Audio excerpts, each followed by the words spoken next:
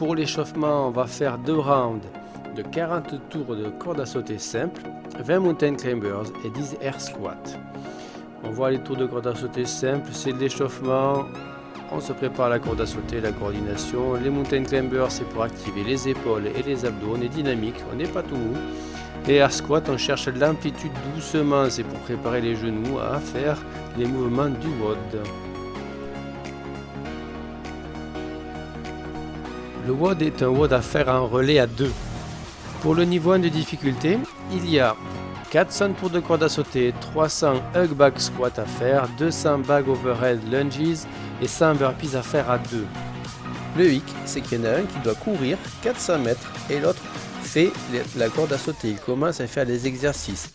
C'est-à-dire que quand l'autre va revenir de sa course, de ses 400 mètres, ils vont changer de rôle. Si par exemple le score de la corde à sauter est à 163, eh bien l'athlète reprendra le compte à 163 lui, jusqu'à arriver ainsi de suite en alternant course et exercice arrive au 400.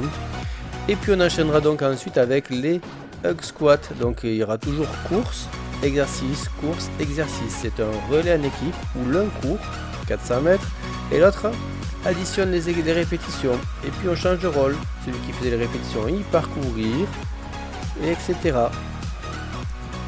Le niveau 2 de difficulté respectera la même logique que le niveau 1, mais il n'y aura qu'à faire que 300 mètres de course, 400 single under, 200 hug back squat, 100 weighted lunges et 50 burpees.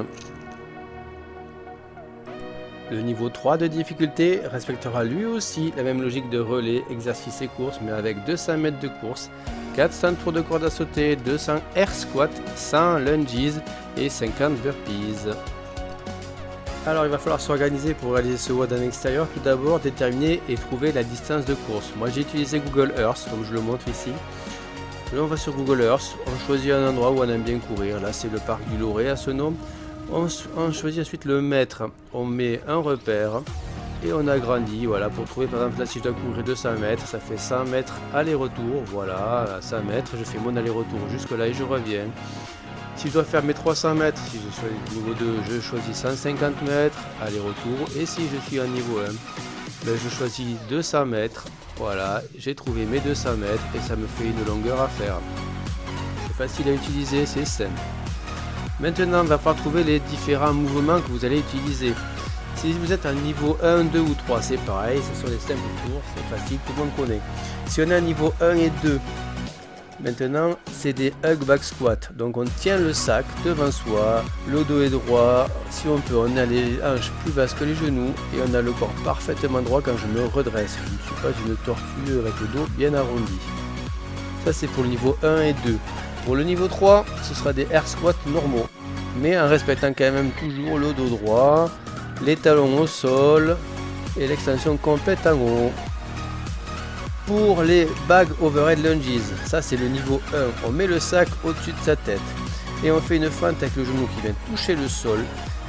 L'autre genou, celui qui est en avant, il essaye de ne pas dépasser l'aplomb des orteils pour ne pas faire mal au niveau des ligaments et les bras sont tendus et vous devez cacher vos oreilles avec les bras. Les overhead lunges. Pour le niveau 2, ce sont des fentes avec le sac mais devant, des weighted lunges. Toujours pareil, les mêmes principes, un genou au sol et l'autre genou qui ne dépasse pas l'aplomb des orteils. Pour le niveau 3, ce sont des fentes normales avec les mains sur les hanches. Si vous n'arrivez pas à toucher le genou au sol, ce n'est pas grave. Les burpees, 2 formes de burpees, tout niveau confondu. Vous choisissez la forme que vous voulez, la forme avec les pieds joints comme j'ai montré ou la forme pied décalé comme vous voyez à la vidéo. Peu importe, c'est des burpees.